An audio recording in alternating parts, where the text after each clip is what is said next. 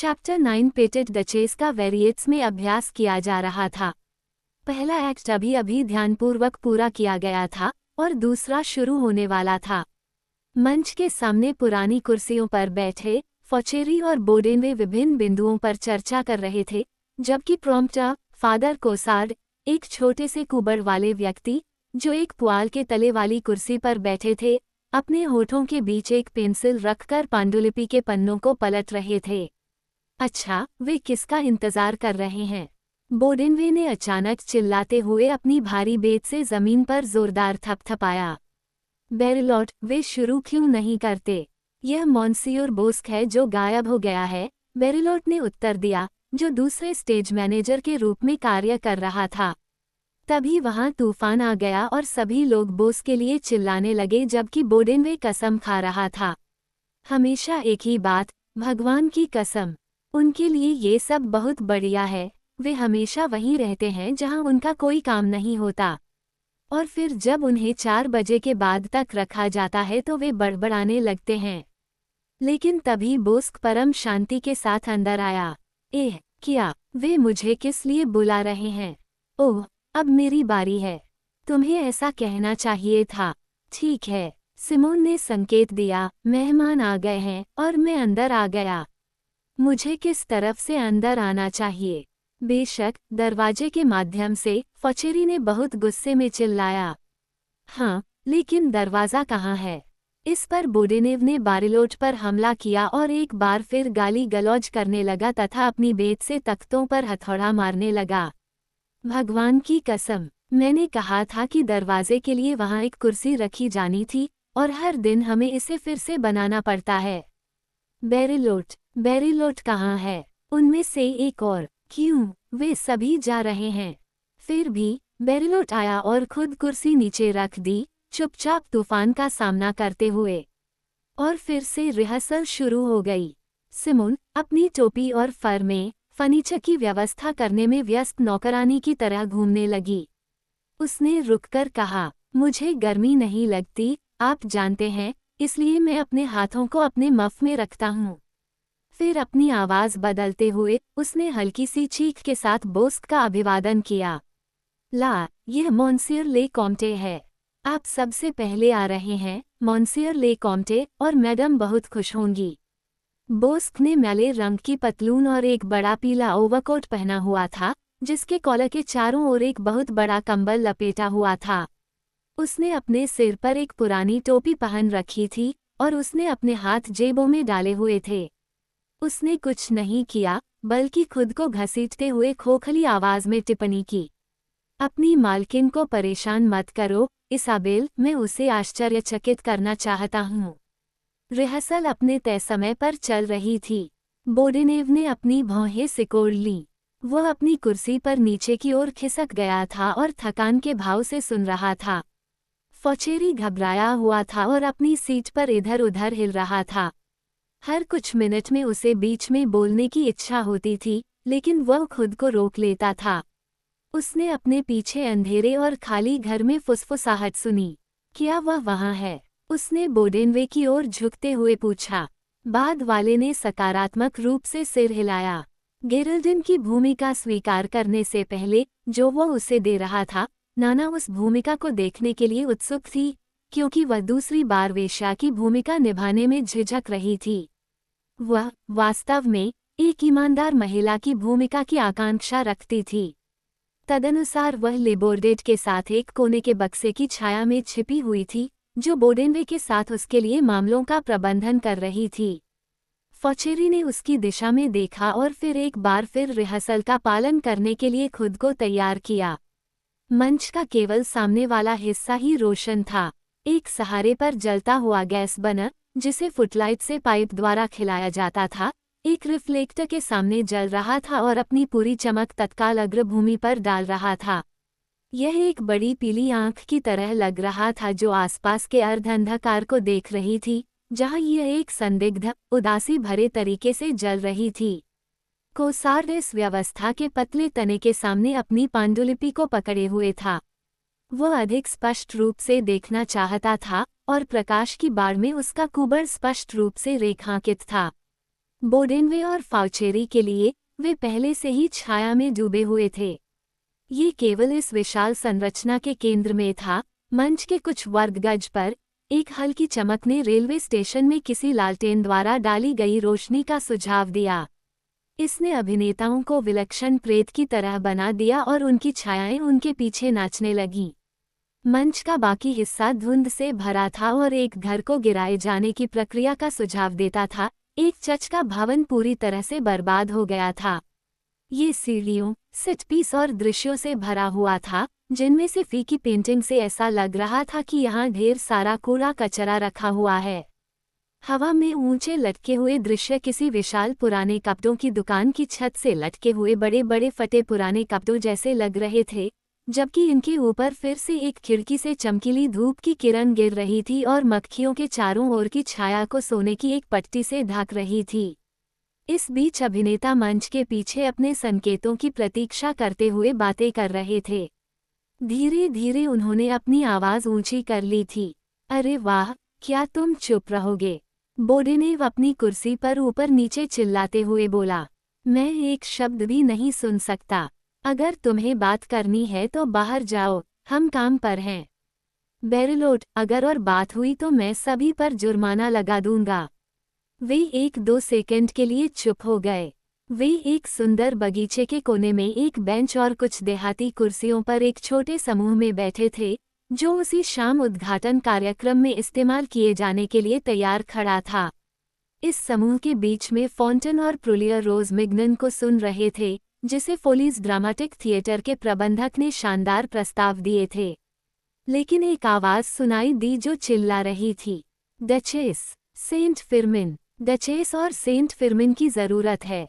जब पुकार दोहराई गई, तभी प्रुलियरे को याद आया कि वह सेंट फिरमिन था। रोज, जो डचेस हेलेन की भूमिका निभा रही थी, पहले से ही उसके साथ आगे बढ़ने के लिए इंतजार कर रही थी, जबकि बूढ़ा बोस्क धीरे धीरे अपनी सीट पर लौट आया, एक के बाद एक पैर घसीटते हुए, शोरगुल और सुनसान बोर्डों पर। क्लेरिस ने उसे अपने बगल की बेंच पर बैठने की पेशकश की। वो इस तरह क्यों चिल्ला रहा है? उसने बोडेनवे की ओर इशारा करते हुए कहा। जल्द ही सब कुछ ठीक हो जाएगा। आजकल कोई भी नाटक बिना उसके दिमाग पर असर डाले नहीं चल सकता। बोस्क ने अपने कंधे उचका दिए, वह ऐसे तूफानों से ऊपर था। फॉन्टन फुसफुसाया, उसे किसी गड़बड़ी का डर है। मुझे ये लेख मूर्खतापूर्ण लगता है। फिर वह क्लेरिस की ओर मुड़ा और फिर से वही बात बताई जो रोज उन्हें बता रही थी। क्या तुम फोलीज लोगों के प्रस्तावों पर विश्वास करते हो, है न? 100 रातों के लिए एक शाम 300 फ्रैंक। सौदे में एक देहाती घर क्यों नहीं? अगर उसकी पत्नी को 300 फ्रैंक दिए जाएं तो मिग्नन मेरे दोस्त बोडेनवे को बाहर कर देगा और यह भी बहुत जल्दी कर देगा। क्लेरिस 300 फ्रैंक में विश्वास करती थी। वह आदमी फॉन्टन हमेशा अपने दोस्तों की सफलताओं में कमियां निकालता रहता था। तभी सिमोन ने उसे टोका। वह ठंड से कांप रही थी। दरअसल वे सभी कानों तक बटन लगाए हुए थे और कंबल उड़े हुए थे, और वे सूरज की किरण को देख रहे थे जो उनके ऊपर चमक रही थी, लेकिन थिएटर की ठंडी उदासी को भेद नहीं पा रही थी। बाहर की सड़कों पर नवंबर के आसमान के नीचे ठंड थी, और ग्रीन रूम में कोई आग नहीं है। सिमोन ने कहा, ये घिनौना है, वह सिर्फ कंजूस बन रहा है। मैं यहाँ से जाना चाहती हूँ, मैं गंदा नहीं होना चाहती।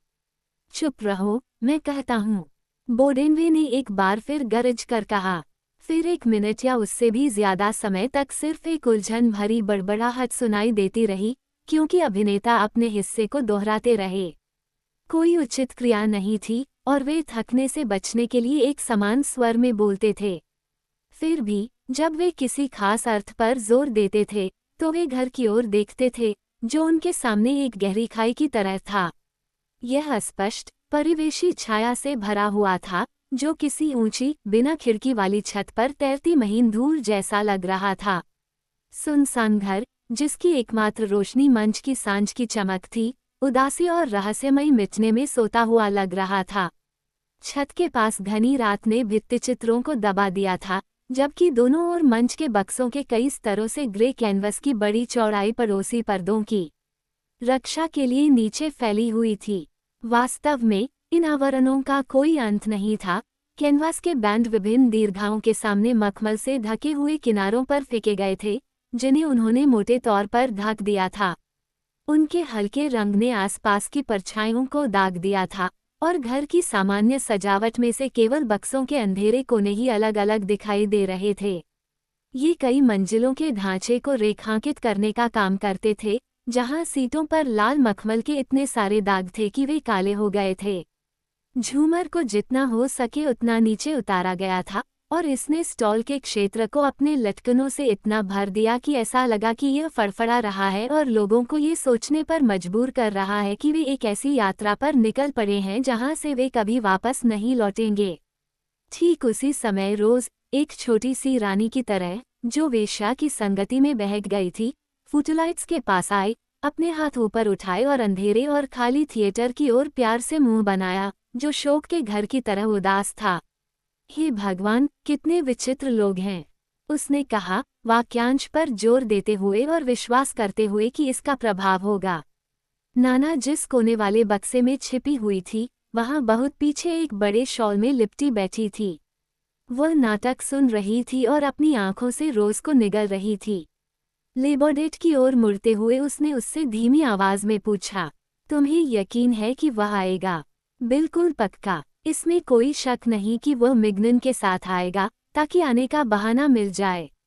जैसे ही वह आएगा, तुम मैथिल्डे के ड्रेसिंग रूम में चले जाओगे और मैं उसे तुम्हारे पास वहीं ले आऊंगा। वे काउंट मुफ्त के बारे में बात कर रहे थे। लेबोडेट ने तटस्थ आधार पर उनके साथ यह साक्षात्कार आयोजित किया था। उन्होंने बोडेनवे के साथ गंभीर बातचीत की थी, जिनके मामले लगातार 2 विफलताओं से गंभीर रूप से क्षतिग्रस्त हो गए थे।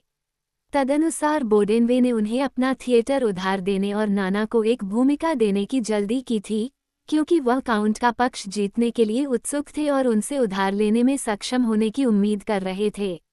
और गेरल्डिन का ये हिस्सा, आप इसके बारे में क्या सोचते हैं? लाबोर्डेट ने आगे कहा, लेकिन नाना निश्चल बैठी रही और उसने कोई जवाब नहीं दिया। पहले दृश्य के बाद, जिसमें लेखक ने दिखाया कि कैसे ड्यूक डी ब्यूरिवेज ने कॉमिक ओपेरा सेलिब्रिटी गोरी गेरल्डिन के साथ अपनी पत्नी का झूठा नाटक किया, दूसरे दृश्य में डचेस हेलेन का अभिनेत्री के घर पर नकाबपोश नृत्य के अवसर पर आगमन हुआ। डचेस ये पता लगाने आई है कि इस तरह की महिलाएं किस जादुई प्रक्रिया से अपने पतियों के प्यार को जीतती हैं और बनाए रखती हैं। एक चचेरा भाई, सुंदर ऑस्कर डी सेंट फिरमिन, उसका परिचय कराता है और उसे धोखा देने में सक्षम होने की उम्मीद करता है। और उसका पहला पाठ उसे बहुत आश्चर्यचकित करता है, क्योंकि वह गेरल्डिन को ड्यूक पर एक होडमैन की तरह गाली देते हुए सुनती है, जो सबसे अधिक आनंदित विनम्रता से पीड़ित है। इस प्रकरण ने उसे चिल्लाने पर मजबूर कर दिया, प्रिया, अगर पुरुषों से इस तरह बात करनी चाहिए। गेरल्डिन के पास इस दृश्य को छोड़कर दृश्य में शायद ही कोई और दृश्य था। डचेस के मामले में, उसे अपनी जिज्ञासा के लिए बहुत जल्द ही दंडित किया जाता है, क्योंकि एक बूढ़ा आदमी, बैरन डे टाडेवो, उसे वेश्या समझता है और बहुत बहादुर बन जाता है, जबकि उसकी दूसरी तरफ ब्यूरिवेज एक आराम कुर्सी पर बैठता है और चुंबन और दुलार के बल पर गेरल्डिन के साथ शांति स्थापित करता है।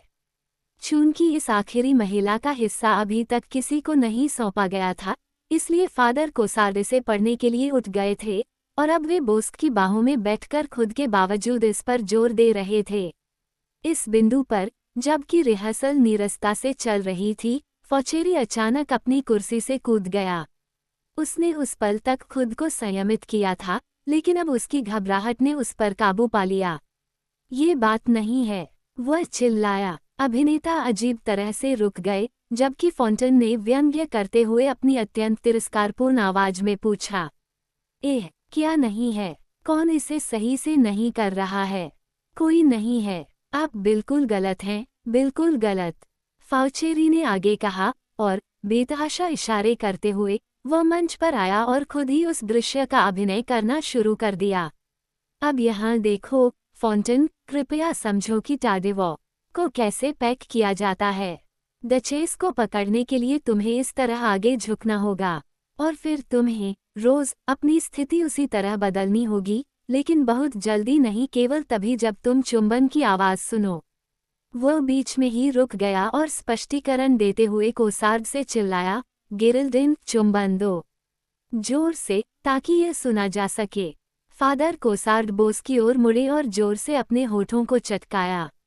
अच्छा, यही चुंबन है, फॉचेरी ने विजयी भाव से कहा। एक बार फिर, चलो एक बार फिर से करते हैं।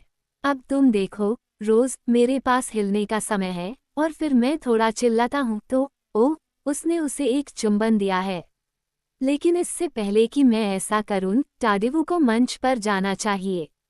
क्या तुमने सुना, फॉन्टन? तुम ऊपर जाओ। आओ, चलो फिर से कोशिश करते हैं, सब मिलकर। अभिनेताओं ने फिर से दृश्य जारी रखा, लेकिन फॉन्टन ने अपनी भूमिका इतनी खराब तरीके से निभाई कि वे किसी तरह की प्रगति नहीं कर पाए। 2 बार फाउचेरी को अपना स्पष्टीकरण दोहराना पड़ा, हर बार पहले से ज्यादा गर्मजोशी के साथ इसे निभाया। अभिनेताओं ने उदास चेहरों के साथ उसकी बात सुनी, एक दूसरे को कुछ पल के लिए देखा, जैसे कि उसने उन्हें अपने सिर के बल चलने के लिए कहा हो, और फिर अजीब तरह से मार्ग का अभिनय किया, केवल तुरंत बाद रुक गए, कठपुतलियों की तरह कठोर दिख रहे थे जिनकी डोरियां अभी अभी टूटी हों। नहीं, यह मेरे लिए समझ से परे है, मैं इसे समझ नहीं सकता, फॉन्टन ने अंततः अपनी विशिष्ट अशिष्ट शैली में कहा। बोडेनवे ने एक बार भी अपने होंठ नहीं खोले थे। वह अपनी कुर्सी पर इतना नीचे गिर गया था कि अब स्टैंड पर गैसलाइट की संदिग्ध झिलमिलाहट में केवल उसकी टोपी का ऊपरी हिस्सा दिखाई दे रहा था। उसकी बेत उसकी मुट्ठी से गिर गई थी और उसकी वास्कट पर तिरछी पड़ी थी। वास्तव में, वह सो रहा था, लेकिन अचानक वह सीधा बैठ गया। यह मूर्खतापूर्ण है, मेरे बेटे, उन्होंने फॉचेरी से धीरे से कहा। तुम्हारा क्या मतलब है, बेवकूफ?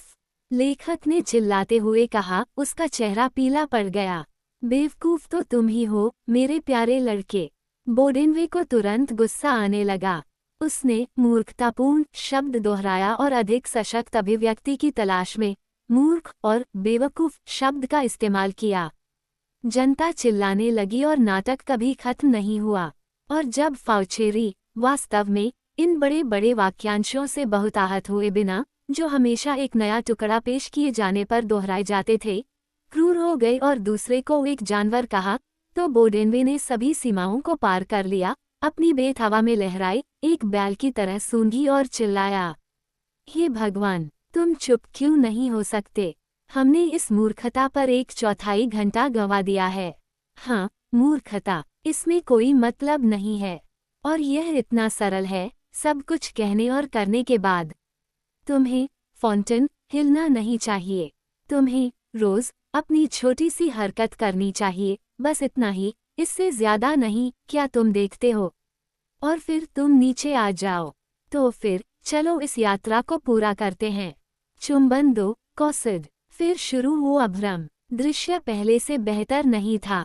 बोडेनवे ने अपनी बारी में उन्हें दिखाया कि हाथी की तरह ही सुंदर तरीके से अभिनय कैसे किया जाए, जबकि फॉचेरी ने दयापूर्वक उपहास किया और कंधे उचकाए।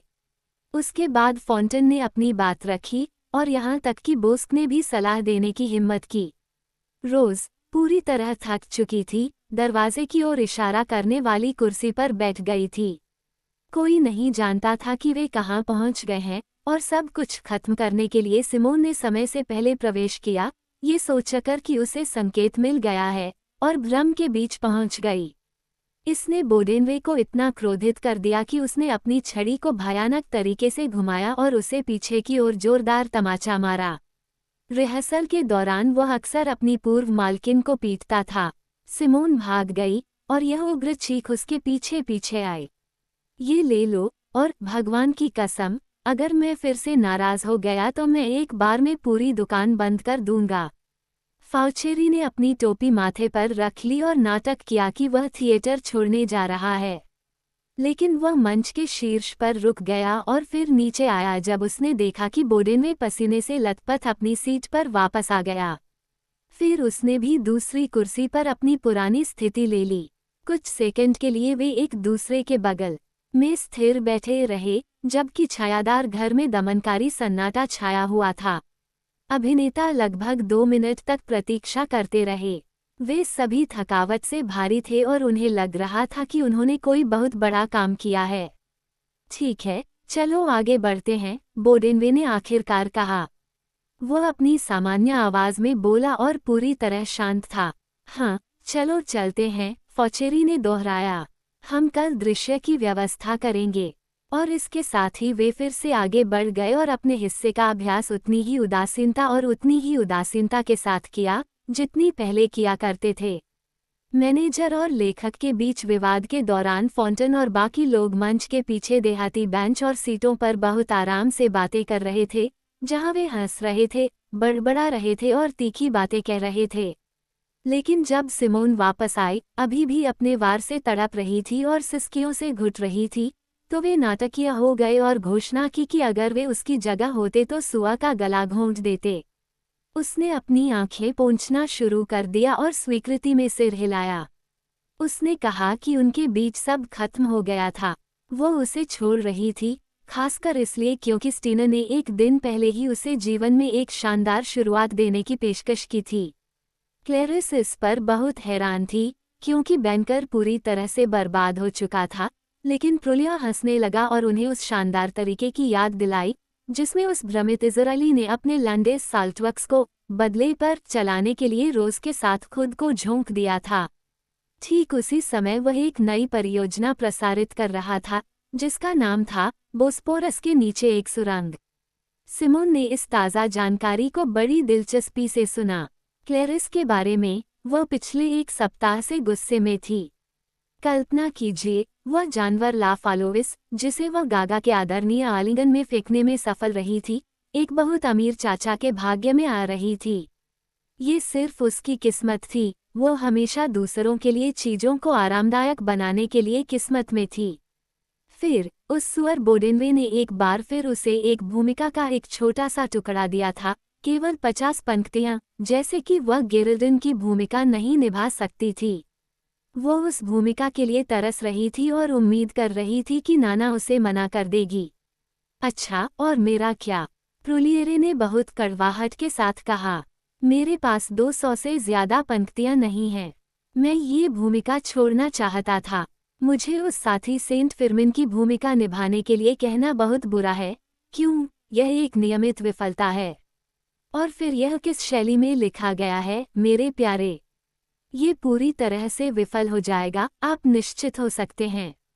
लेकिन तभी सिमोन, जो फादर बेरिलोट के साथ बातचीत कर रही थी, हौनफती हुई वापस आई और घोषणा की, वैसे नाना की बात करें तो वह घर में ही हैं। कहाँ? कहाँ? क्लेरिस ने तेजी से पूछा और उसे ढूंढने के लिए उठ खड़ी हुई। खबर तुरंत फैल गई और सभी लोग आगे की ओर झुक गए। रिहर्सल कुछ देर के लिए रुक गई, लेकिन बोडेनवे अपनी शांत अवस्था से बाहर आया और चिल्लाया, क्या हुआ? नाटक खत्म करो, मैं कहता हूँ, और वहाँ चुप रहो, यह असहनीय है। नाना अभी भी कोने के बॉक्स से नाटक का अनुसरण कर रही थी। 2 बार लेबोर्डेट ने बातचीत करने की इच्छा जताई, लेकिन वह अधीर हो गई और उसे चुप रहने के लिए उकसाया। दूसरा दृश्य समाप्त होने वाला था, जब थिएटर के पीछे 2 छायाएं दिखाई दीं। वे सभी शोर से बचते हुए धीरे धीरे नीचे की ओर बढ़ रहे थे, और नाना ने मिग्नन और काउंट मोफेट को पहचान लिया। वे आगे आए और चुपचाप बोडेनवे से हाथ मिलाया। वे वहाँ हैं, उसने राहत की सांस लेते हुए कहा। रोज मिग्नन ने नाटक के अंतिम वाक्य कहे। इसके बाद बोडेनवे ने कहा कि तीसरे नाटक को शुरू करने से पहले दूसरे नाटक को फिर से पढ़ना जरूरी है। इसके साथ ही उन्होंने रिहर्सल में भाग लेना छोड़ दिया और काउंट को अतिशयोक्तिपूर्ण विनम्रता के साथ अभिवादन किया, जबकि फॉचेरी ने अपने अभिनेताओं के साथ पूरी तरह से तल्लीन होने का नाटक किया, जिन्होंने अब खुद को उसके चारों ओर समूहबद्ध कर लिया था। मिग्नन लापरवाही से सीटी बजाते हुए खड़ा था, उसके हाथ उसकी पीठ के पीछे थे और उसकी आंखें अपनी पत्नी पर स्थिर थीं, जो काफी घबराई हुई लग रही थी। अच्छा, क्या हम ऊपर चलें? लेबोर्डेट ने नाना से पूछा। मैं तुम्हें ड्रेसिंग रूम में बिठा दूंगी और फिर नीचे आकर उसे ले आऊंगी। नाना तुरंत कोने वाले डिब्बे से बाहर निकल गई। उसे स्टालों के बाहर गलियारे में टटोलते हुए अपना रास्ता बनाना पड़ा, लेकिन बोडेनवे ने अनुमान लगा लिया कि वो कहाँ है, क्योंकि वह अंधेरे में आगे बढ़ रही थी और पर्दे के पीछे से गुजरने वाले गलियारे के अंत में उसे पकड़ लिया, एक सनकरी सुरंग जहां दिन रात गैस जलती रहती थी। यहाँ उसे सौदेबाजी में फंसाने के लिए उसने वेश्या की भूमिका के बारे में चर्चा शुरू कर दी। ये कैसा किरदार है न?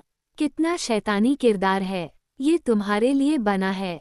कल आकर रिहर्सल करो। नाना बहुत उदास थी। वह जानना चाहती थी कि तीसरा चरण कैसा होगा। ओह, ये शानदार है। तीसरा एक्ट है।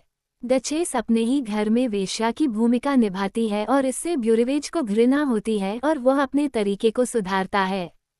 फिर एक बहुत ही मज़ेदार क्विड प्रो क्वो है जब टाडिवो आता है और उसे लगता है कि वह एक ओपेरा डांसर के घर पर है। और गेरल्डिन इस सब में क्या करती है? नाना ने बीच में टोकते हुए कहा। गेरल्डिन, बोडेनवे ने कुछ शर्मिंदगी के साथ दोहराया। उसका एक सीन है, बहुत लंबा नहीं लेकिन बहुत सफल। ये तुम्हारे लिए बनाया गया है, मैं तुम्हें विश्वास दिलाता हूँ। क्या तुम साइन करोगी? उसने स्थिर होकर उसकी ओर देखा और अंततः उत्तर दिया, हम इस बारे में सही समय पर देखेंगे। और वह लेबोर्डेट के पास वापस आ गई, जो सीढ़ियों पर उसका इंतजार कर रही थी। थिएटर में हर कोई उसे पहचान गया था और अब बहुत कानाफूसी हो रही थी, खासकर प्रोलिया के बीच, जो उसके लौटने पर शर्मिंदा थी, और क्लेरिस जो भूमिका के लिए बहुत इच्छुक थी। फॉन्टन के लिए उसने उदासीनता से देखा, उदासीनता का नाटक किया, क्योंकि उसे नहीं लगा कि जिस महिला से उसने प्यार किया था उसके प्रति ऐसा करना उचित था।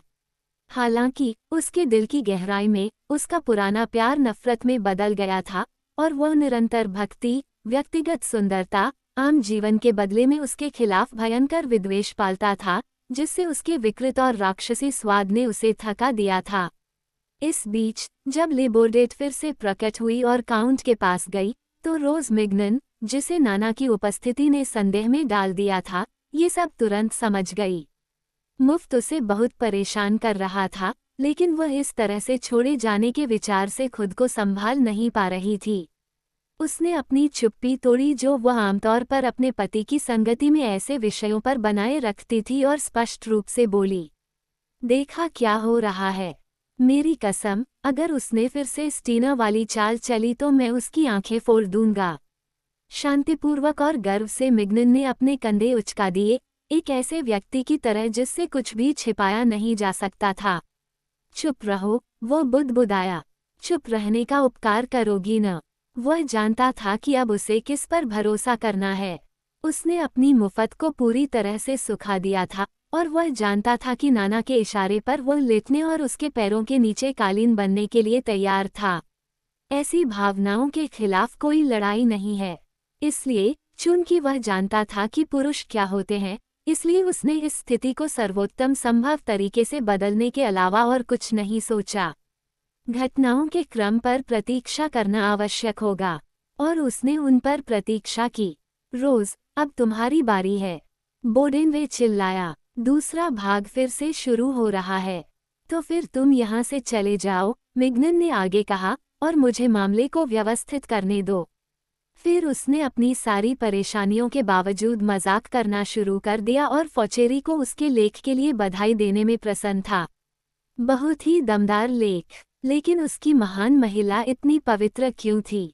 ये स्वाभाविक नहीं था। इसके साथ ही उसने व्यंग्य किया और पूछा कि गेरल्डिन के घिसे पिटे वस्त्र, ड्यूक ऑफ ब्यूरीवेज के चित्र के लिए कौन बैठा था? फॉचेरी मुस्कुराया, वह नाराज नहीं था, लेकिन बोडेनवे ने मुफेट की दिशा में देखा और परेशान दिख रहा था, और मिग्नन इस पर हैरान था और फिर से गंभीर हो गया। भगवान के लिए, चलो शुरू करते हैं, मैनेजर चिल्लाया। तो अब, बेरिलोट, क्या बोस्क वहाँ नहीं है? क्या वह अब मेरा मजाक उड़ा रहा है? लेकिन बोस्क चुपचाप प्रकट हुआ और रिहर्सल फिर से शुरू हो गई, ठीक उसी समय जब लेबोर्डेट काउंट को अपने साथ ले जा रहा था। नाना को एक बार फिर देखने के विचार से ही वह कांप रहा था। उनके बीच विच्छेद हो जाने के बाद उसके जीवन में एक बहुत बड़ा खालीपन आ गया था। वह बेकार बैठा था और उसे लगा कि अचानक उसकी आदतों में आए बदलाव के कारण उसे भी तकलीफ होगी, और इसलिए उसने उन्हें रोज से मिलने के लिए जाने दिया। इसके अलावा उसका दिमाग इतना चक्कर खा रहा था कि वह सब कुछ भूलने की कोशिश कर रहा था और काउंटेस से स्पष्टीकरण देने से बचते हुए नाना को खोजने से भी बच रहा था। उसने सोचा, वास्तव में उसे अपनी गरिमा के कारण इतनी भूलने की आदत डालनी चाहिए। लेकिन अंदर रहस्यमय ताकतें काम कर रही थीं और नाना ने धीरे धीरे उसे फिर से जीतना शुरू कर दिया। पहले उसके बारे में विचार आए, फिर शारीरिक लालसाएं और अंत में अनन्य, कोमल, लगभग पितरी जैसी भावनाओं का एक नया सेट। उनके अंतिम साक्षात्कार के समय घटित हुई घिनौनी घटनाएं धीरे धीरे मिटती जा रही थीं। अब वह फॉन्टेन को नहीं देख पाता था, अब वह अपनी पत्नी के व्यभिचार के बारे में तीखे ताने नहीं सुन पाता था, जिसके कारण नाना ने उसे घर से निकाल दिया था। ये बातें ऐसी थीं जिनकी स्मृति मिट चुकी थी। फिर भी उसके हृदय की गहराई में एक तीखा दर्द था, जो उसे इतना पीड़ा दे रहा था कि उसका दम घुटने लगा था।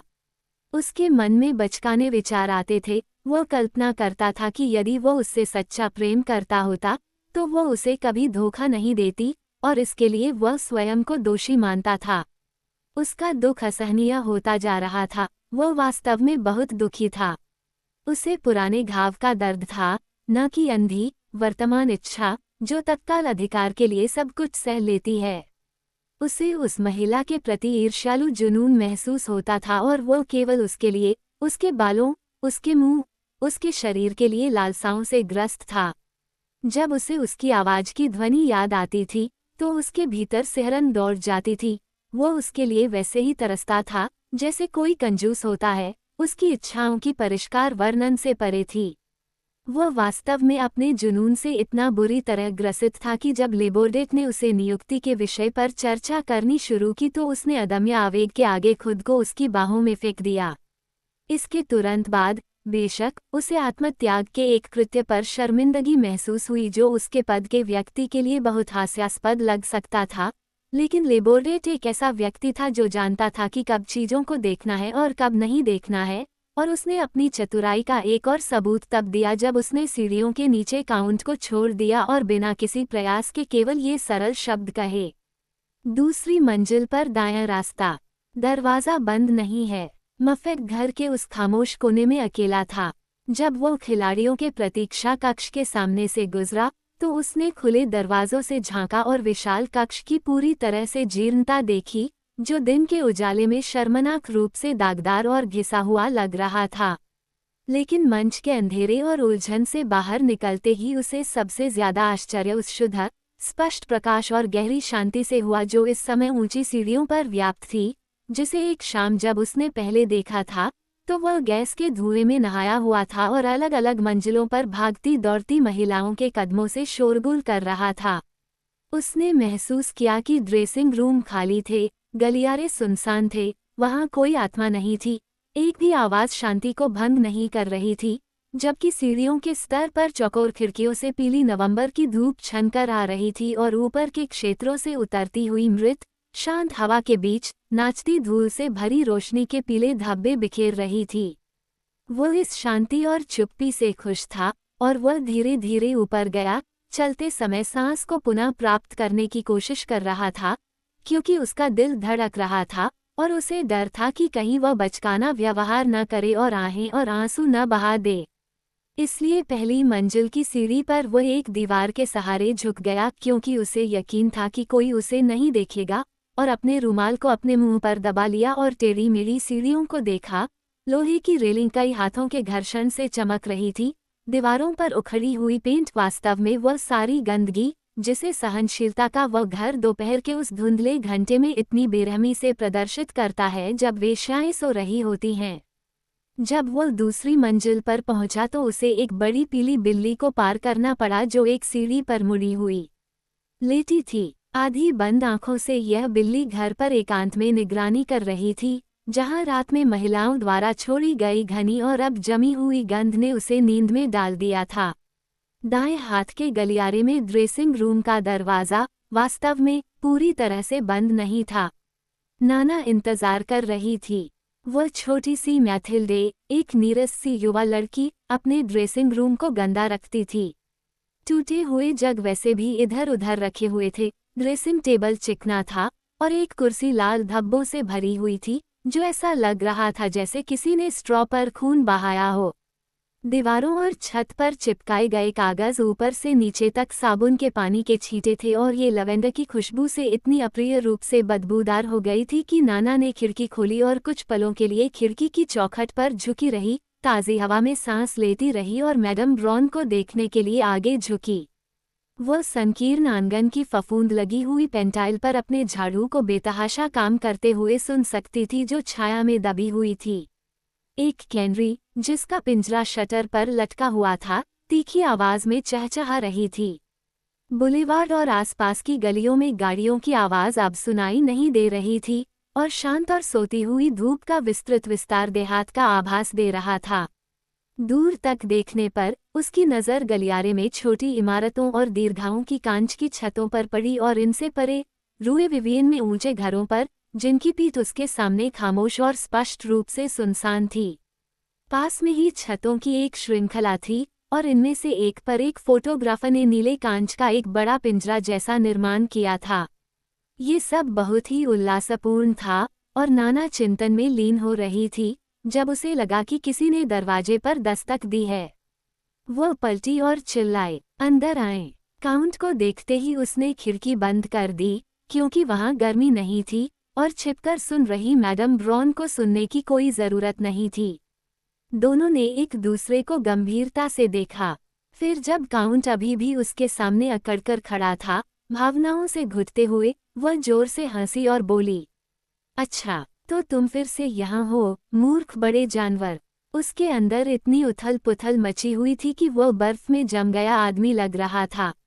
उसने नाना को मैडम कहकर संबोधित किया और उसे फिर से देखकर खुद को खुश महसूस किया।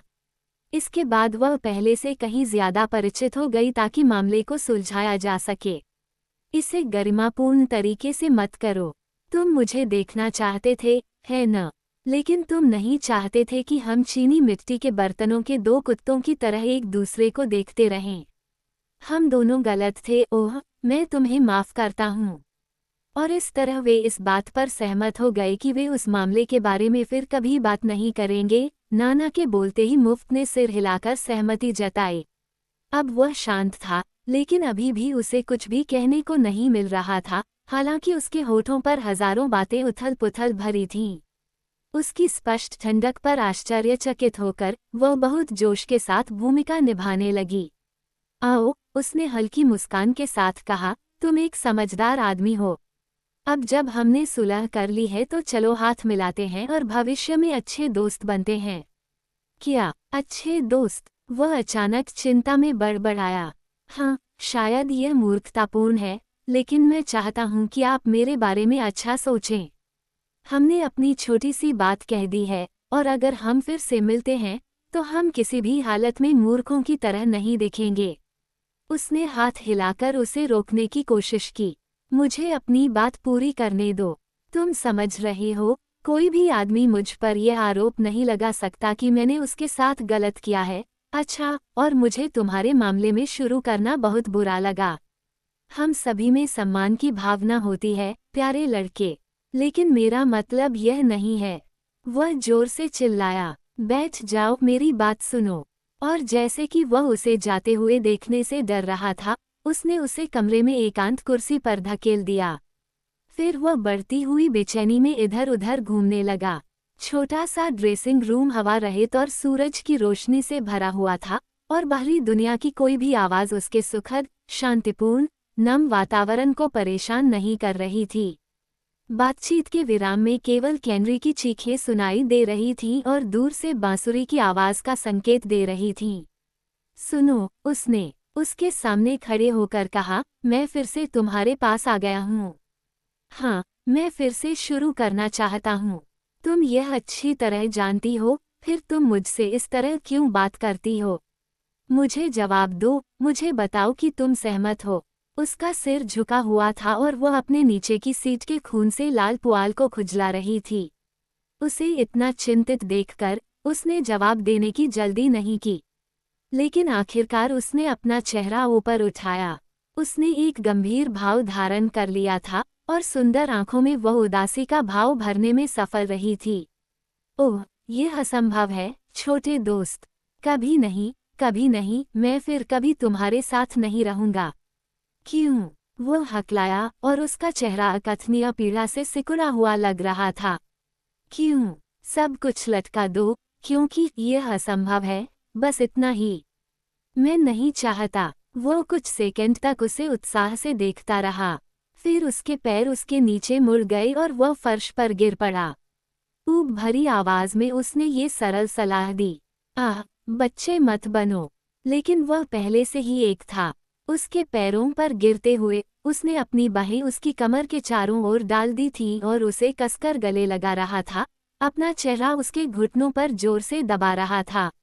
जब उसने उसे इस तरह महसूस किया, जब उसने एक बार फिर उसके कपड़े के पतले कपड़े के नीचे उसके मखमली अंगों की उपस्थिति का अनुमान लगाया, तो वह अचानक ऐंठन और कांपने लगा, जैसे कि बुखार से, जबकि पागलों की तरह वह अपने चेहरे को उसके घुटनों पर दबा रहा था, जैसे कि वह उसके शरीर के माध्यम से बलपूर्वक प्रवेश करने के लिए उत्सुक था।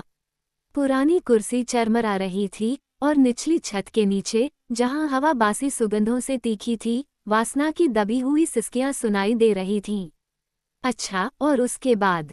नाना ने कहना शुरू किया, उसे अपनी मर्जी से करने दिया। ये सब तुम्हें जरा भी मदद नहीं करता, क्योंकि यह बात असंभव है। हे भगवान, तुम कितने बच्चे हो। उसकी ऊर्जा कम हो गई, लेकिन वह अभी भी फर्श पर लेटा रहा, और उसने उस पर से अपनी पकड़ ढीली नहीं की। उसने टूटी हुई आवाज में कहा, कम से कम मेरी बात तो सुनो कि मैं तुम्हें क्या देने आया हूँ। मैंने पाक मोन्सो के पास एक टाउन हाउस देख लिया है, मैं तुम्हारी छोटी सी इच्छा भी खुशी खुशी पूरी कर सकता हूँ। तुम सबको अपने पास रखने के लिए मैं अपनी पूरी दौलत दे दूंगा। हाँ, मेरी एक ही शर्त है कि तुम सब मेरे पास रहो। समझी? और अगर तुम सिर्फ मेरी होने के लिए राजी हो, तो मैं चाहूंगा कि तुम दुनिया की सबसे प्यारी, सबसे अमीर औरत बनो। मैं तुम्हें गाड़ियाँ, हीरे और कपड़े दूंगा। नाना ने हर बार उसके प्रस्ताव पर गर्व से सिर हिलाया। फिर जब उसने देखा कि वह अब भी उसे जारी रखे हुए है, यहाँ तक कि वह उसे पैसे देने की बात भी कर रहा है, क्योंकि उसे समझ में नहीं आ रहा था कि उसके पैरों में क्या रखे, तो जाहिर तौर पर उसका धैर्य जवाब दे गया। आओ आओ, क्या तुमने मेरे साथ मोल भाव कर लिया है? मैं एक अच्छा इंसान हूँ, और मुझे 1 या 2 मिनट के लिए तुम्हारे सामने झुकने में कोई आपत्ति नहीं है, क्योंकि तुम्हारी भावनाएं तुम्हें बहुत बीमार कर रही हैं, लेकिन अब मैं इससे बहुत थक गया हूँ, है न? तो मुझे उठने दो, तुम मुझे थका रहे हो। उसने खुद को उसकी पकड़ से छुड़ाया और एक बार फिर अपने पैरों पर खड़ी हुई। नहीं, नहीं, नहीं, उसने कहा, मैं नहीं चाहती। इसके साथ ही उसने खुद को दर्द से संभाला और कमजोरी से कुर्सी पर गिर पड़ा, जिस पर वह अपने चेहरे को हाथों में लेकर पीछे की ओर झुका हुआ था। नाना अपनी बारी में ऊपर नीचे चहलकदमी करने लगी। 1-2 सेकंड के लिए उसने दागदार वॉलपेपर, चिकना टॉयलेट टेबल, पूरे गंदे छोटे कमरे को देखा, जो पीली धूप में नहा रहा था। फिर वह काउंट के सामने रुकी और शांत भाव से बोली, यह अजीब है कि अमीर लोग कैसे सोचते हैं कि वे अपने पैसे के बदले सब कुछ पा सकते हैं। अच्छा, और अगर मैं सहमत नहीं होना चाहता तो क्या? मुझे आपके उपहारों के लिए एक पिन भी नहीं चाहिए। आप मुझे पेरिस दे सकते हैं और फिर भी मुझे मना कर देना चाहिए। हमेशा नहीं। यहाँ देखो, ये कमरा मुश्किल से साफ है, फिर भी मुझे ये बहुत अच्छा लगेगा अगर मैं इसमें आपके साथ रहना चाहूँ। लेकिन अगर कोई प्यार में नहीं है तो आपके महलों में मरने के लायक है। आह, पैसे के बारे में, मेरे बेचारे पालतू, मैं चाहूँ तो उस पर अपना हाथ रख सकता हूँ, लेकिन मैं तुमसे कहता हूँ, मैं इसे रौंदता हूँ, मैं इस पर थूकता हूँ। और ऐसा कहते हुए उसने घृणा से भरा भाव धारण कर लिया। फिर वह भावुक हो गई और उदासी भरे स्वर में बोली, मैं पैसे से भी ज्यादा कीमती चीज जानता हूँ। काश कोई मुझे वो दे जो मैं चाहता हूँ। उसने धीरे से अपना सिर उठाया और उसकी आंखों में आशा की चमक थी। ओह, तुम मुझे यह नहीं दे सकते, उसने आगे कहा, ये तुम पर निर्भर नहीं करता, और यही कारण है कि मैं तुमसे इस बारे में बात कर रही हूँ। हाँ, हम बातचीत कर रहे हैं, इसलिए मैं तुमसे ये भी कह सकती हूँ कि मैं उनके उस शो में एक सम्मानित महिला की भूमिका निभाना चाहती हूँ। कौन सी इज्जतदार औरत? वह आश्चर्य से बुदबुदाया। क्यों? उनकी डचेस हेलेन। अगर उन्हें लगता है कि मैं गेरल्डिन का किरदार निभाने जा रही हूँ, जिसमें कुछ भी नहीं है, एक दृश्य और उसके अलावा कुछ भी नहीं, अगर वे ऐसा सोचते हैं। इसके अलावा ये कारण नहीं है। सच तो यह है कि मैं वेश्याओं से तंग आ चुकी हूँ। क्यों? उनका कोई अंत नहीं है। वे सोच रही होंगी कि मेरे दिमाग में वे हैं, निश्चित रूप से वे ऐसा करेगी। इसके अलावा जब सब कुछ कहा और किया जाता है तो ये कष्टप्रद होता है, क्योंकि मैं स्पष्ट रूप से देख सकती हूँ कि वे मुझे अशिक्षित समझते हैं। खैर मेरे बेटे, वे इस बारे में पूरी तरह से अंधेरे में हैं, मैं तुम्हें बता सकती हूँ। जब मैं एक आदर्श महिला बनना चाहती हूँ, तो फिर मैं एक बढ़िया महिला क्यों हूँ, और इसमें कोई गलती नहीं है। बस इसे देखो। और वह खिड़की तक चली गई और फिर एक मोटी मुर्गी की तरह धीरे धीरे चलने और सावधान रहने के साथ वापस आ गई, जो अपने पंजे गंदे करने से डरती है। मुफ्त के लिए वो उसकी हरकतों का अनुसरण कर रहा था। उसकी आंखें अभी भी आंसुओं से भीगी हुई थीं। वह पीड़ा से हास्य में अचानक हुए इस परिवर्तन से स्तब्ध था। वह अपनी चाल को और अधिक अच्छी तरह से दिखाने के लिए 1 या 2 पल के लिए इधर उधर चली गई, और चलते समय वह धीरे से मुस्कुराई, अपनी आंखें विनम्रता से बंद की और अपनी स्कर्ट को बड़ी कुशलता से संभाला। फिर वह फिर से उसके सामने खड़ी हो गई। मुझे लगता है कि मैं सफल हो गया हूँ, है ना? ओह, पूरी तरह से, वह टूटी हुई आवाज़ और परेशान भाव के साथ हकलाया। मैं तुम्हें बताता हूँ कि मुझे ईमानदार महिला मिल गई है। मैंने अपने घर पर कोशिश की है। किसी के पास मेरी तरह दिखने की आदत नहीं है, जो डचेस की तरह दिखती है, जिसे पुरुषों की कोई परवाह नहीं है। क्या तुमने ये देखा जब मैं तुम्हारे सामने से गुजरी? क्यों? ये चीज़ मेरे खून में है। इसके अलावा मैं एक ईमानदार महिला का किरदार निभाना चाहती हूँ। मैं दिन रात इसके बारे में सपने देखती हूँ, मैं इसके बारे में दुखी हूँ। मुझे ये किरदार मिलना ही चाहिए, क्या तुमने सुना? और इसके साथ ही वह गंभीर हो गई, कठोर आवाज में बोली और बहुत भावुक दिखी, क्योंकि वह अपनी बेवकूफ़ी भरी, थकाऊ इच्छा से वास्तव में परेशान थी। मुफ्त अभी भी अपने पिछले इनकारों से दुखी थी, बिना उसका मतलब समझे बैठी रही। वहाँ एक ऐसा सन्नाटा था जिसके दौरान मक्खियाँ शांत, खाली जगह में भिनभिनाने से परहेज करती थीं। अब यहाँ देखो, उसने स्पष्ट रूप से कहा, तुम्हें उनसे ये भूमिका दिलवानी होगी। वह अचंभित रह गया और निराशा भरे भाव से बोला, ओह, यह असंभव है। अभी तो आप ही कह रहे थे कि यह मुझ पर निर्भर नहीं है। उसने कंधे उचकाकर उसे बीच में रोका। तुम बस नीचे जाओगे और बोडेनवे को बताओगे कि तुम्हें वह भूमिका चाहिए। अब इतनी मूर्खता मत करो। बोडेनवे को पैसे चाहिए, ठीक है, तुम उसे कुछ उधार दोगे, क्योंकि तुम उससे बहुत कुछ कमा सकते हो। और जब वह अभी भी उसे मना करने का प्रयास कर रहा था, तो वह क्रोधित हो गई। बहुत अच्छी तरह से, मैं समझता हूँ, तुम रोज को नाराज करने से डरते हो। जब तुम फर्श पर रो रहे थे, तब मैंने उस महिला का जिक्र नहीं किया। मुझे इस बारे में बहुत कुछ कहना चाहिए था। हाँ, निश्चित रूप से, जब कोई किसी महिला से हमेशा के लिए प्यार करने की कसम खाता है, तो वह आमतौर पर सीधे उसके बाद आने वाले पहले प्राणी के साथ संबंध नहीं बनाता। ओह, यहीं पर जूता चुभता है, मुझे याद है। खैर, प्यारे लड़के, मिग्नन के बचे हुए खाने में कुछ भी बहुत स्वादिष्ट नहीं है। क्या तुम्हें मेरे घुटनों पर आकर छटपटाने से पहले उस गंदे लोगों के साथ संबंध नहीं तोड़ लेना चाहिए था? उन्होंने अस्पष्ट रूप से विरोध किया और अंततः एक वाक्य बोल पाए। ओह, मुझे रोज की जरा भी परवाह नहीं है, मैं उसे तुरंत छोड़ दूंगा। नाना इस बात से संतुष्ट दिखीं। उन्होंने आगे कहा, तो फिर तुम्हें क्या परेशानी है?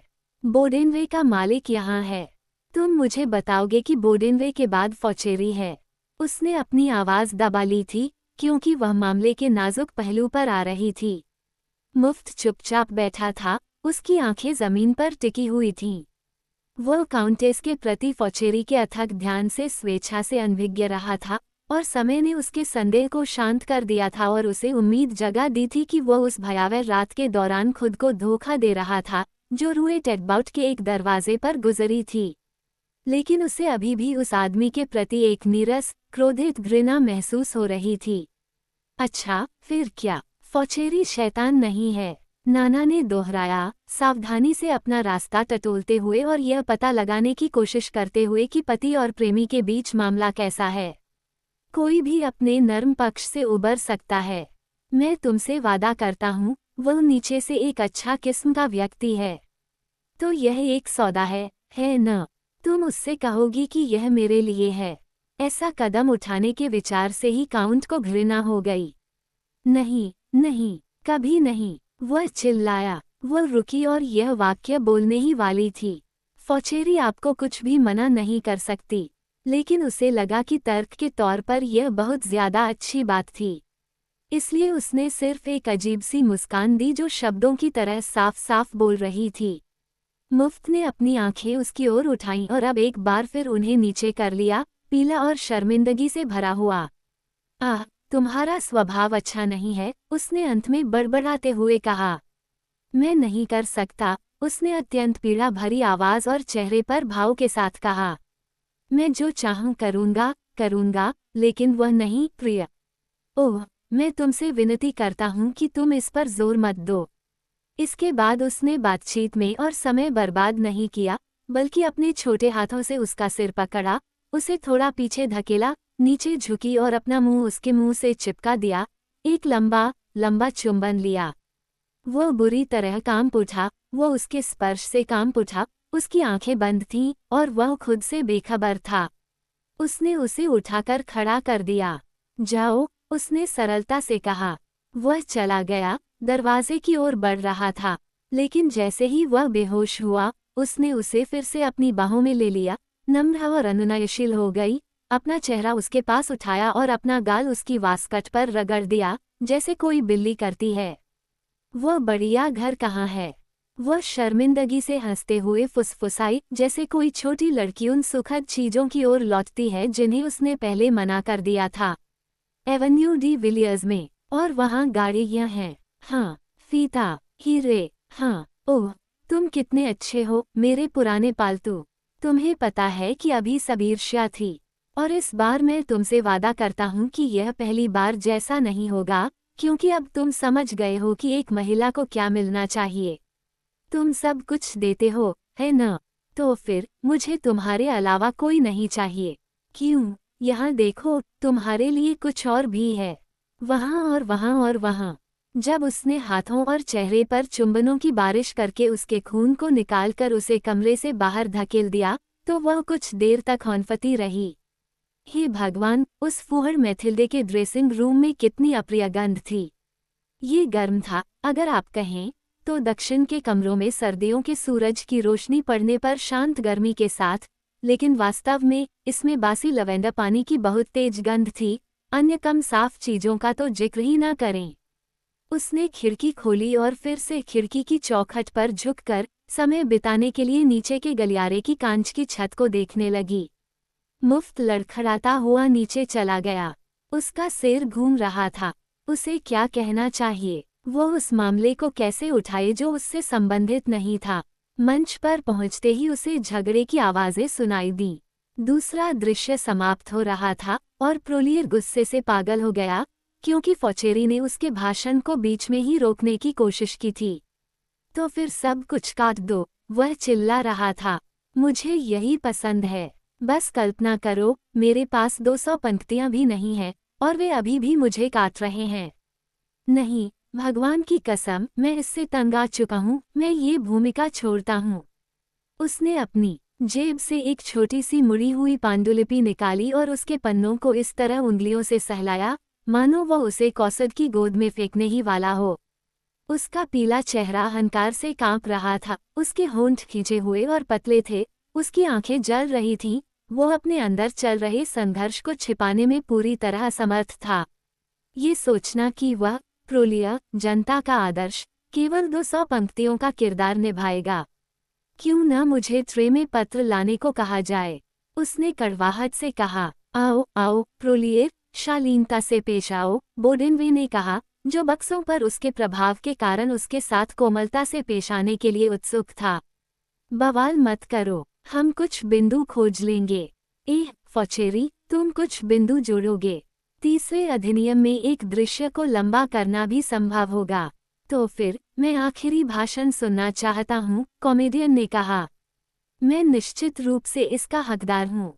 फॉचेरी की चुप्पी से सहमति प्रतीत हुई और प्रोलियर, जो अभी भी बहुत उत्तेजित और असंतुष्ट था, ने अपना हिस्सा वापस अपनी जेब में रख लिया।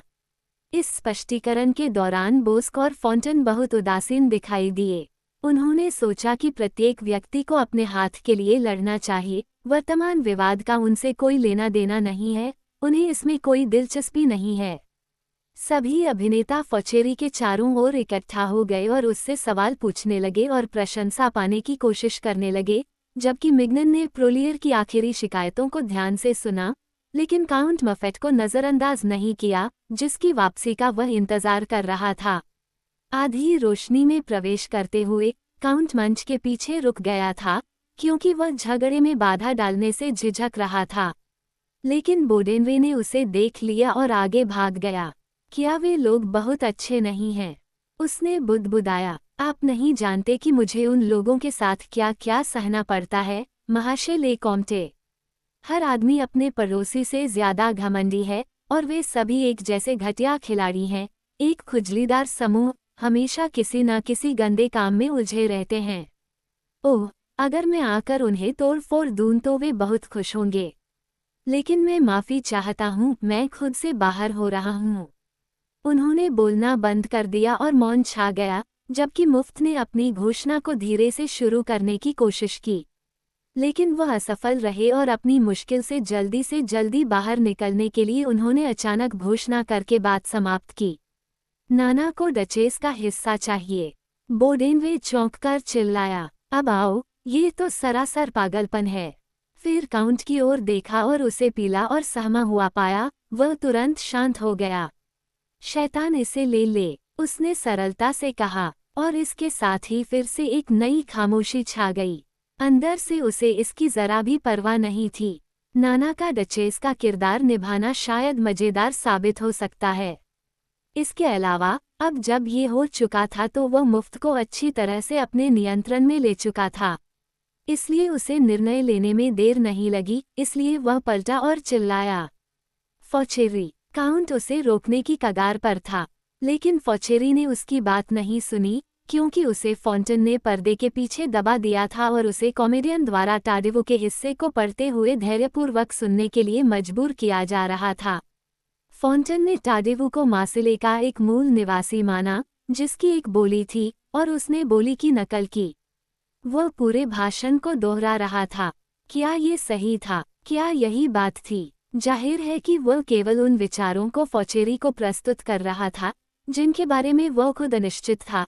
लेकिन जब लेखक ठंडा लग रहा था और उसने विभिन्न आपत्तियां उठाईं, तो वह तुरंत क्रोधित हो गया। ओह, बहुत अच्छी बात है। जिस क्षण उस भूमिका की भावना उससे दूर हो गई, सभी संबंधितों के लिए बेहतर होगा कि वह उस भूमिका को बिल्कुल भी न निभाए। फॉचेरी, बोडेनवे ने एक बार फिर चिल्लाया। इसके बाद युवक भाग गया, अभिनेता से बचकर खुश होकर, जो उसके तुरंत पीछे हटने से थोड़ा घायल हो गया था। हम यहाँ नहीं रुकेंगे, बोडेनवे ने आगे कहा। इस तरफ आइए, सज्जनों। जिज्ञासु श्रोताओं से बचने के लिए वो उन्हें पर्दे के पीछे की प्रॉपर्टी रूम में ले गया, जबकि मिग्नन कुछ आश्चर्य में उनके गायब होने को देख रहा था। वे कुछ कदम नीचे उतरे और एक चौकोर कमरे में प्रवेश किया, जिसकी 2 खिड़कियां आंगन की ओर खुलती थीं। एक फीकी रोशनी गंदे शीशों से होकर नीचे की छत के नीचे फीकी सी लटक रही थी। पिंजरों और अलमारियों में, जो पूरी जगह को भर देते थे, सबसे अलग अलग तरह की ब्रिक-ए-ब्रैक का संग्रह था। वास्तव में ये रूए डे लैप में एक पुराने कपड़ों की दुकान का संकेत था, जो बिकने की प्रक्रिया में थी। इतनी अवर्णनीय थी कि प्लेटों, गिल्ट पेस्टबोर्ड कप, पुरानी लाल छतरियां, इतालवी जार, सभी शैलियों की घड़ियां, प्लेटर्स और इंकपॉट, आग्नेयास्त्र और स्क्वाट्स का यह मिश्रण, जो 1 इंच गहरी धूल की परत के नीचे टूटे और पहचान में न आने वाले ढेर में बिखरा हुआ था। पुराने लोहे, चिथड़ों और गीले कार्डबोर्ड की असहनीय गंध विभिन्न ढेरों से आ रही थी, जहां आधी सदी से भूले हुए नाटकों का मलबा जमा था। अंदर आ जाओ, बोडेनवे ने दोहराया। हम वैसे भी अकेले ही रहेंगे। काउंट को बहुत शर्मिंदगी महसूस हुई और उसने मैनेजर को उसके लिए प्रस्ताव पेश करने का जोखिम उठाने की अनुमति दे दी। फाउचेरी आश्चर्यचकित रह गया। अरे क्या? उसने पूछा। बस यही, बोडेनवे ने अंत में कहा। हमारे दिमाग में एक विचार आया है। अब आप जो भी करें, उछल कूद ना करें। ये बहुत गंभीर है। डचेस की भूमिका के लिए नाना के बारे में आप क्या सोचते हैं? लेखक चकित रह गया, फिर वह बोल पड़ा। अरे नहीं, नहीं, तुम मजाक कर रहे हो, है ना? लोग बहुत हंसेंगे, ठीक है, और अगर वे हंसते हैं तो ये पहले से ही एक अंक प्राप्त है। जरा सोचो, मेरे प्यारे लड़के। यह विचार महाशय ले कॉम्टे को बहुत पसंद आया। अपने चेहरे को शांत रखने के लिए मुफेट ने बगल की शेल्फ पर पड़ी धूल से एक चीज उठाई जिसे वह पहचान नहीं पाया। यह एक अंडे का प्याला था और इसके तने पर प्लास्टर चढ़ा हुआ था। उसने अनजाने में उसे पकड़ लिया और आगे बढ़कर बुदबुदाया। हाँ, हाँ, ये पूंजी होगी। फाउचेरी ने एक तेज, अधीर भाव से उसकी ओर रुख किया। काउंट को उसके लेख से कोई लेना देना नहीं था और उसने निर्णायक रूप से कहा, कभी नहीं। नाना को वेश्या की भूमिका निभाने दो, जितना वह चाहती है, लेकिन एक महिला नहीं, भगवान की कसम। आप गलत हैं, मैं आपको विश्वास दिलाता हूँ, काउंट ने हिम्मत बढ़ाते हुए कहा। इसी क्षण वह मेरे लाभ के लिए एक पवित्र महिला की भूमिका निभा रही है। कहाँ? फाउचेरी ने बढ़ते आश्चर्य के साथ पूछा। ऊपर ड्रेसिंग रूम में। हाँ, वो सच में है, और बहुत ही खास तरीके से। जब वह आपके पास से गुजरती है तो वह आपको एक नज़र से देखती है, कुछ इस तरह से, आप जानते हैं। और हाथ में अंडे का प्याला लिए उसने नाना की नकल करने की कोशिश की, दूसरों को समझाने की अपनी उन्मत्त इच्छा में अपनी गरिमा को पूरी तरह से भूल गया। फाउचेरी ने उसे स्तब्धता की स्थिति में देखा। अब उसे सब कुछ समझ में आ गया था और उसका गुस्सा शांत हो गया था। काउंट को लगा कि वह उसे उपहास और दया से देख रहा था और वह अपने चेहरे पर हल्की शर्म के साथ रुक गया। हे भगवान, ये बिल्कुल संभव है, लेखक ने प्रसन्नतापूर्वक कहा। शायद वह बहुत अच्छा करेगी, बस उसे भूमिका सौंपी गई है।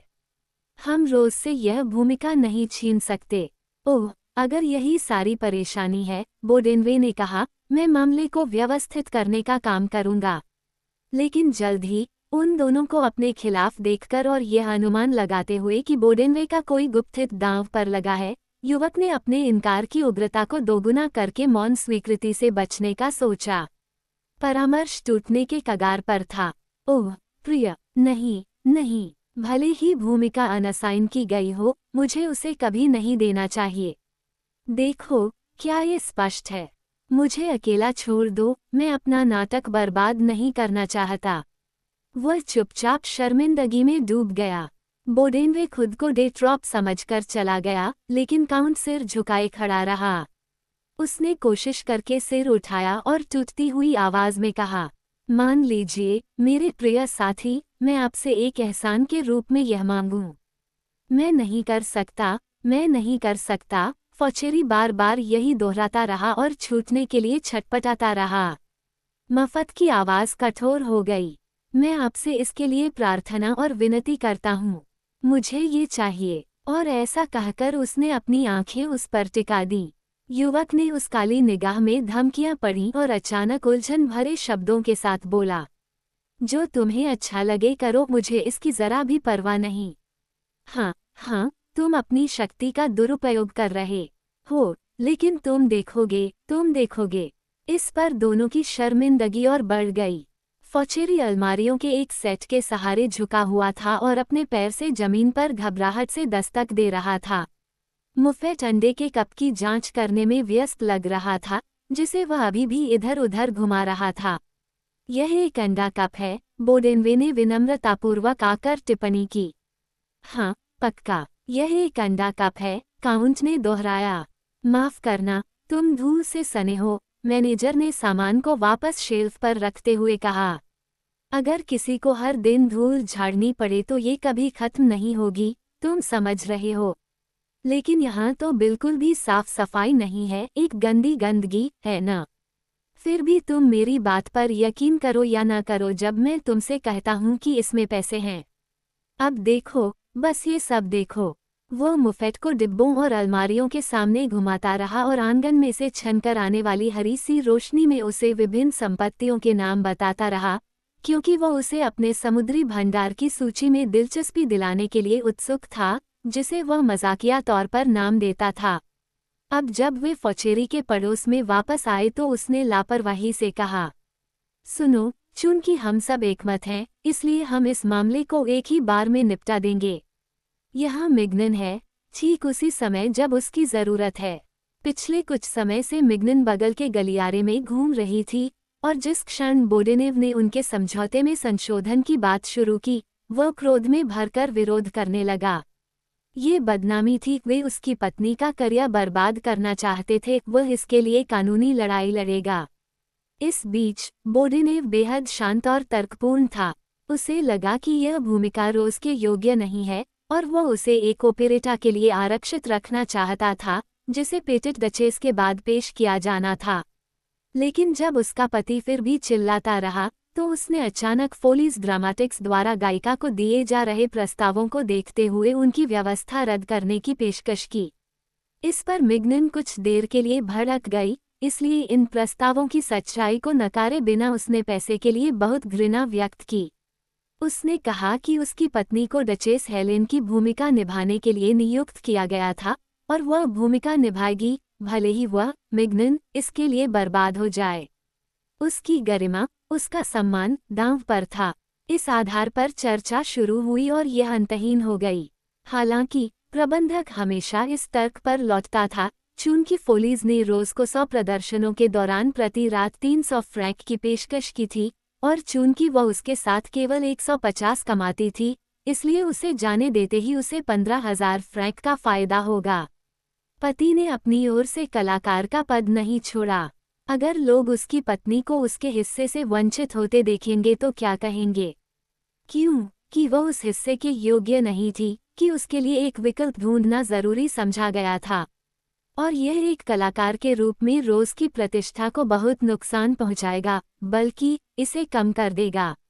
अरे नहीं, नहीं, लाभ से पहले महिमा।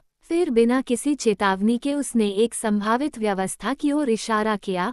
रोज अपने समझौते की शर्तों के अनुसार भूमिका छोड़ने की स्थिति में 10,000 फ्रैंक का जुर्माना भरने के लिए वचनबद्ध थी।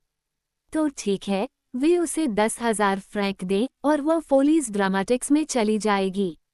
बोडेनेव पूरी तरह से अचंभित था, जबकि मिग्नन, जिसने एक बार भी अपनी नजरें गिनती से नहीं हटाई थीं, शांतिपूर्वक परिणाम की प्रतीक्षा कर रहा था। तब सब कुछ तय हो सकता है, मुफेट ने राहत भरे स्वर में कहा, हम एक समझौते पर पहुंच सकते हैं। नहीं, ये बेवकूफ़ी होगी, बोडेनवे ने चिल्लाते हुए कहा, जो अपनी व्यापारिक प्रवृत्ति के वशीभूत था। रोज को जाने देने के लिए 10,000 फ्रैंक। क्यों, लोग मेरा मजाक उड़ाएंगे? लेकिन काउंट ने कई बार सिर हिलाकर उसे स्वीकार करने को कहा। वह हिचकिचाया और अंत में बहुत बड़बड़ाते हुए और उन 10,000 फ्रैंकों के बारे में असीम पछतावे के साथ, जो वैसे भी उसकी अपनी जेब से निकलने वाले नहीं थे, उसने बेबाकी से कहा, आखिरकार मैं सहमत हूँ। किसी भी हालत में मैं तुम्हें अपने हाथों से छुड़ा लूंगा। पिछले 1/4 घंटे से फॉन्टन आंगन में सुन रहा था। उसकी जिज्ञासा इतनी तीव्र थी कि वह नीचे आकर वहीं बैठ गया था, लेकिन जैसे ही उसे मामले की स्थिति का पता चला, वह फिर से ऊपर चला गया और रोज को बताने का आनंद लिया। अरे वाह, वे तो बस उसके लिए सौदेबाजी कर रहे थे। उसने अपने शब्द उसके कानों में डाले, वह भागकर प्रॉपर्टी रूम में चली गई। जब वह अंदर आई तो वे चुप थे। उसने चारों आदमियों की ओर देखा। मुफ्त ने अपना सिर झुका लिया। फाउचेरी ने उसके सवालिया नजरों का जवाब निराशा भरे कंधे उचकाकर दिया। मिग्नन के लिए वह बोडेनवे के साथ समझौते की शर्तों पर चर्चा करने में व्यस्त था। क्या हुआ? उसने रूखे स्वर में पूछा। कुछ नहीं, उसके पति ने कहा। बोडेनवे तुम्हें अपना हिस्सा देने के लिए 10,000 फ्रैंक दे रहा है। वह क्रोध से कांप उठी और उसका चेहरा पीला पड़ गया। उसने अपनी छोटी छोटी मुट्ठियां भींच लीं। कुछ पलों तक वह उसे देखती रही, उसका पूरा स्वभाव विद्रोह में था। आमतौर पर व्यापार के मामलों में वह अपने पति पर भरोसा करके सब कुछ सौंप देती थी और प्रबंधकों और प्रेमियों के साथ समझौते पर हस्ताक्षर करने के लिए उसे छोड़ देती थी। अब वो केवल रो सकती थी। ओह आओ, तुम किसी भी चीज के लिए बहुत नीच हो। शब्द कोड़े की तरह गिरे। फिर वह तेजी से भाग गई और मिग्नन अत्यंत विस्मय में उसके पीछे भागी। आगे क्या वह पागल हो रही थी? उसने उसे धीमी आवाज में समझाना शुरू किया कि एक पार्टी से 10,000 फ्रैंक और दूसरी से 15,000 फ्रैंक मिलाकर 25,000 होते हैं। शानदार सौदा। मुफेट हर मायने में उससे छुटकारा पाना चाहता था। उससे यह आखिरी पंख छीन लेना एक बढ़िया चाल थी। लेकिन रोज ने अपने गुस्से में कोई जवाब नहीं दिया, जिसके बाद मिग्नन ने तिरस्कार में उसे उसकी स्त्रीवत घृणा पर छोड़ दिया और बोडेनवे की ओर मुड़ते हुए, जो एक बार फिर फॉचेरी और मुफेट के साथ मंच पर था, कहा, हम कल सुबह हस्ताक्षर करेंगे। पैसा तैयार रखें। इस समय नाना, जिसके पास लेबोर्डेट ने ये खबर पहुंचाई थी, विजयोल्लास में मंच पर उतरी। वो अब बिल्कुल ईमानदार महिला थी और अपने दोस्तों को अभिभूत करने तथा मूर्खों को ये साबित करने के लिए कि वह जब चाहे उन्हें चतुराई के मामले में सभी अंक दे सकती है, उसने एक बहुत ही विशिष्ट भाव धारण किया हुआ था। लेकिन वह लगभग मुसीबत में पड़ गई, क्योंकि उसे देखते ही रोज क्रोध से घुटती हुई और हकलाती हुई आगे बढ़ी। हाँ, मैं तुम्हें पैसे दूंगा। चीजें ऐसे नहीं चल सकती, क्या तुम समझती हो? नाना इस तेज हमले के सामने खुद को भूल गई और अपनी बाहें फैलाकर उसे सजा देने वाली थी। लेकिन उसने खुद को नियंत्रित किया और एक माखविस की तरह दिख रही थी जो संतरे के छिलके पर पैर रखने से डरती है, और भी अधिक चांदी के स्वर में फहराया। अरे क्या, उसने कहा, तुम पागल हो मेरे प्यारे। और इसके साथ ही वह अपनी सुंदर दिखावटी हरकतें जारी रखती रही, जबकि रोज चली गई।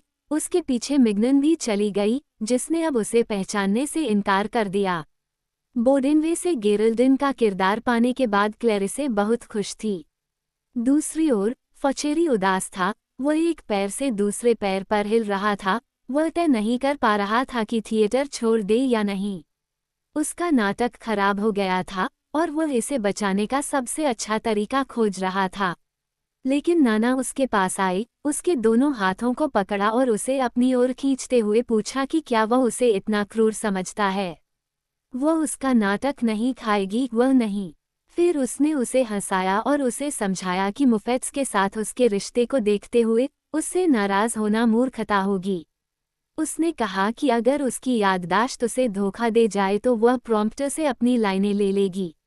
घर भी इस तरह से भरा होगा कि तालियां बजेंगी। इसके अलावा वो उसके बारे में गलत था और वह जल्द ही देखेगा कि वह अपना किरदार कैसे बखूबी निभाएगी। धीरे धीरे ये तय हुआ कि लेखक को डचेस की भूमिका में कुछ बदलाव करने चाहिए ताकि प्रुलियर की भूमिका को बढ़ाया जा सके। अंतिम नाम वाला व्यक्ति मंत्रमुग्ध था। वास्तव में नाना द्वारा अब स्वाभाविक रूप से फैलाए गए सभी आनंद के बीच फॉन्टन अकेला अविचलित रहा। पीले लैंप की रोशनी के बीच, जिसके सामने उसकी बकरी जैसी आकृति की तीखी रूपरेखा बहुत स्पष्ट रूप से चमक रही थी, वह अपनी आकृति दिखाते हुए खड़ा था और एक ऐसे व्यक्ति की मुद्रा बना रहा था जिसे क्रूरता से त्याग दिया गया हो। नाना चुपचाप उसके पास गई और उससे हाथ मिलाया। आप कैसे आगे बढ़ रहे हैं? ओह, बहुत बढ़िया। और आप कैसे हैं? बहुत अच्छा, आपको धन्यवाद। बस इतना ही था। ऐसा लग रहा था कि वे एक दिन पहले ही थिएटर के दरवाजे पर अलग हुए थे। इस बीच खिलाड़ी इंतजार कर रहे थे, लेकिन बोडेनवे ने कहा कि तीसरे एक्ट का अभ्यास नहीं किया जाएगा। और इसलिए ऐसा हुआ कि बूढ़ा बोस्क सही समय पर बड़बड़ाता हुआ चला गया, जबकि आमतौर पर कंपनी को बेवजह हिरासत में रखा जाता था और इसके परिणामस्वरूप पूरी दोपहर बर्बाद हो जाती थी। सभी चले गए। नीचे फुटपाथ पर वे दिन के उजाले में अंधे हो गए और अपनी आंखें झपकाते हुए एक तरह से चकित खड़े रहे, जैसे वे लोग होते हैं जो तहखाने की गहराई में तंग नसों के साथ 3 घंटे झगड़ते हुए बिताते हैं। काउंट थके हुए अंगों और खाली दिमाग के साथ नाना के साथ एक गाड़ी में बैठ गया, जबकि लेबोडेट ने फॉचेरी को ले लिया और उसे सांत्वना दी। 1 महीने बाद पेटेट डचेस की पहली रात नाना के लिए बेहद विनाशकारी साबित हुई। वो बहुत बुरी थी और उसने उच्च हास्य के प्रति ऐसे दिखावटीपन दिखाई कि जनता खुश हो गई। उन्होंने फुफकार नहीं कि वे बहुत खुश थे। स्टेज बॉक्स से रोज मिग्नन अपनी प्रतिद्वंद्वी के लगातार प्रवेश पर तीखी हंसी के साथ अभिवादन करती रही, जिससे पूरा घर गूंज उठा। यह उसके प्रतिशोध की शुरुआत थी। तदनुसार जब रात में नाना बहुत निराश होकर खुद को मुफ्त के साथ अकेली पाती है, तो वह गुस्से से कहती है, क्या साजिश है न? ये सब ईर्ष्या के कारण है। ओह, काश वे जानते कि मैं उनसे कितना घृणा करता हूँ। आजकल मैं उनसे क्या चाहता हूँ। यहाँ देखो, मैं 100 लुई की शर्त लगाता हूँ कि मैं उन सभी को लाऊंगा जिन्होंने आज मजाक उड़ाया और उन्हें मेरे पैरों तले जमीन चाटने पर मजबूर कर दूंगा। हाँ, मैं तुम्हारे लिए पेरिस को ठीक कर दूंगा, मैं करूंगा।